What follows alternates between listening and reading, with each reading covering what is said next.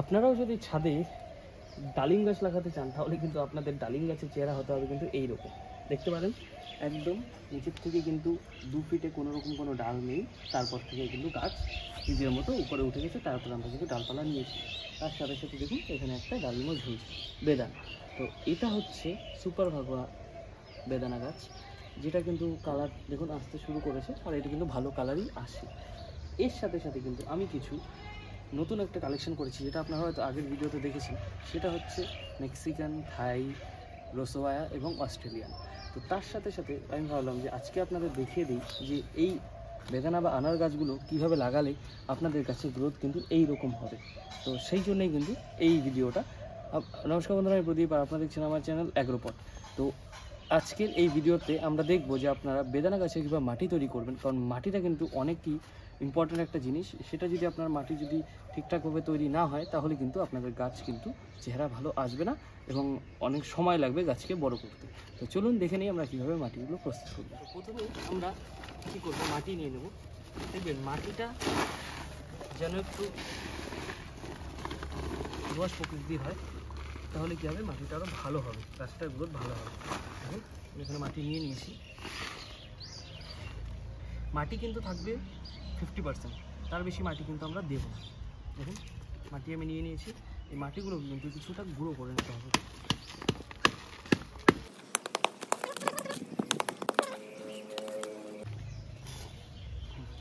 দেখুন মাটিটা আমি গুঁড়ো করে নিলাম। এইবার এটা 50% মাটি হয়ে গেল। এবার আমরা 40% কিন্তু কম্পোস্ট দেবো। সেটা আপনারা যে কোনো কম্পোস্ট দিতে পারেন, ভার্মি কম্পোস্ট হোক বা আপনার গোবর সার। দেখুন আমার কিন্তু 1 বছরের পুরনো পচানো গোবর সার আছে, আমি এটাই কিন্তু 40% দেবো।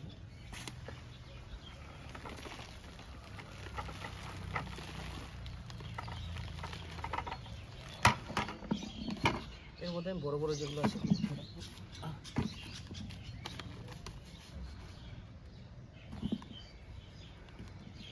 দেখুন, আপনাদের যদি গোবর যদি পচানো হয় তাহলে সেটা কিন্তু এইরকম একদম হালকা হয়ে যাবে এবং ঝুরঝুরে হয়ে যাবে। এরপরে আমি নেব 10% কিন্তু কোকোপিট। দেখুন এটা হচ্ছে নারকেলের ছিবড়ে। এটা দিলে কী হবে, গাছের যেহেতু আমরা টবে লাগাবো, গাছের জলটা কিন্তু একটু অনেকদিন ধরে থাকবে।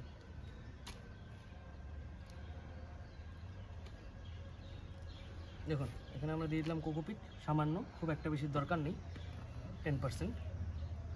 এইবার তার সাথে সাথে এটা হচ্ছে সবথেকে ইম্পর্টেন্ট জিনিস, এটা হচ্ছে শিংকুচি আর হাড় গুঁড়োর মিশ্রণ। আমি কিন্তু মিক্স করে রেখেছি শিংকুচি আর হাড় গুঁড়ো, আপনারা কিন্তু মিক্স করে নিতে পারেন, আলাদা আলাদা দিতে পারেন। আপনারা যদি দেখেন ভালো মতো, এই দেখুন এর মধ্যে কিন্তু শিংকুচি আর হাড়ের গুঁড়ো আছে। এটা কিন্তু আমরা 3-4 মুঠো দিব। দেখুন এটাই কিন্তু গাছের ক্যালসিয়ামের ঘাটতিটা পূরণ করবে। এই দেখুন হাড়ের গুঁড়ো, তো এটা আমরা দিয়ে দিলাম। এবার কিন্তু আমরা কিন্তু ভালো মতো এটা আমরা ভালো মতো মিক্স করবো। তার জন্য আমি এটা করে ভালো মতো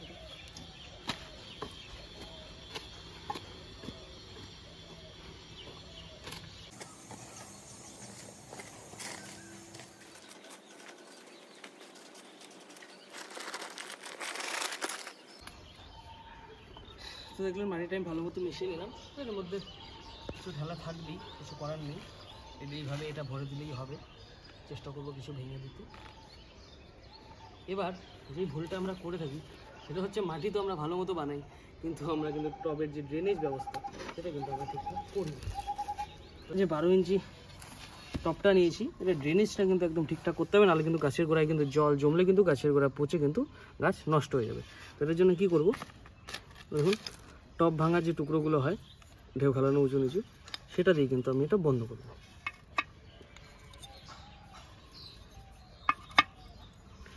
দেখুন বন্ধ করে দিলাম। এবার কিন্তু আমি এর আশেপাশে কিন্তু কয়েকটা পাথর দেবো ছোটো ছোটো, এতে কী হবে, এগুলো কিন্তু একটু নড়ার জায়গা একটু কম পাবে।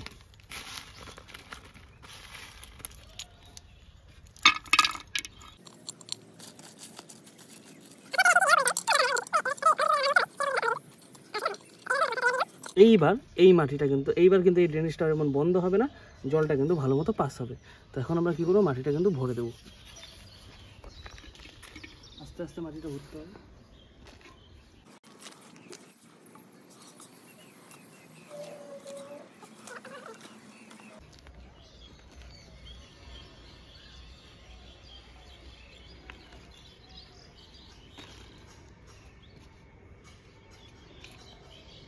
দেখুন এটা হচ্ছে গাছ, একদমই ছোট।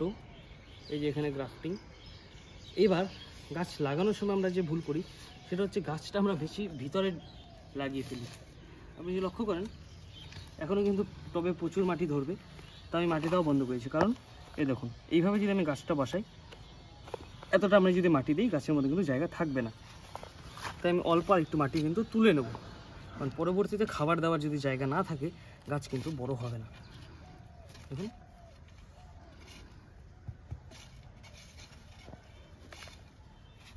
এই যে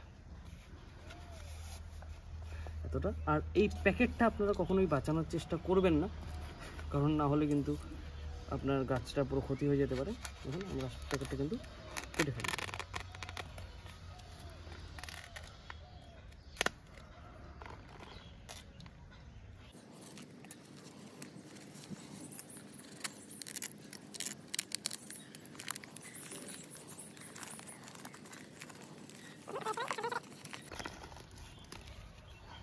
গাছটা আমি বের করে নিলাম।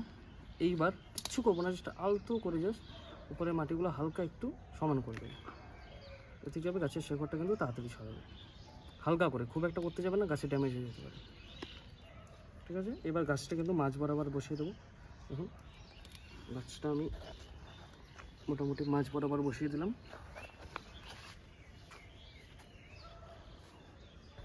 এইবার বাকিটা আমি কিন্তু ভরে দেবো। দেখুন মাটিটা কিন্তু অনেকটা ভেঙে গেছে।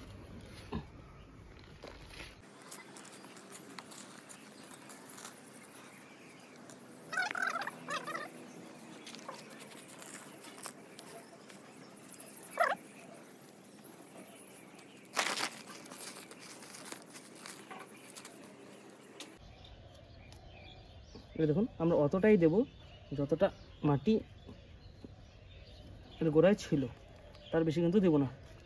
তার বেশি দিলে কিন্তু গাছটা কিন্তু পচে যেতে পারে। ব্যাস, এবার আমরা কী করবো, এর মধ্যে আমরা কিন্তু ভালো মতো গাছে জল দিয়ে দেবো।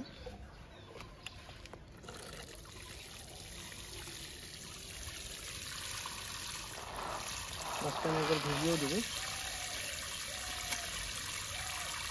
এবার এই বেদানা গাছের জল দেওয়ার কিন্তু একটা নিয়ম আছে। গাছ যতক্ষণ শোকাবে না ততক্ষণ কিন্তু আপনারা বেদানা গাছের জল দেবেন না, কারণ বেদানা গাছ কিন্তু একটা শুষ্ক মাটি পছন্দ করে। খুব একটা বেশি যদি আর্দ্রতা কিন্তু যদি মাটিতে বজায় থাকে তখন কিন্তু এই বেদানা গাছ কিন্তু পচে যায় শেকড়। তো এইভাবে আপনারা পুরোপুরি একদম টব ভর্তি করে জল দিয়ে দেবেন, যাতে কি হবে আপনার একদম পুরো মাটি ভিজে যাবে। আর এদিকে যদি আপনারা লক্ষ্য করেন আপনাদের কাছে যে এই দেখুন গাছের নিচ থেকে কিন্তু ডাল বেরোচ্ছে, সেগুলো কিন্তু আপনাদের ভেঙে দিতে হবে, নাহলে কিন্তু গাছের গ্রোথ হবে না। আর এটা কিন্তু এলা গাছ, এটার থেকে ডাল বেরোলে সেটা কিন্তু একদমই রাখা যাবে না। ঠিক আছে, তো আশা করি যে আপনাদের ভিডিওটা ইনফরমেটিভ মনে হয়েছে। আর এইভাবেই আপনারা গাছ লাগান, বেদানা গাছ আপনারা খুব সহজেই করতে পারবেন। চ্যানেলটিকে সাবস্ক্রাইব করবেন, ভিডিওটিকে লাইক করবেন। ধন্যবাদ।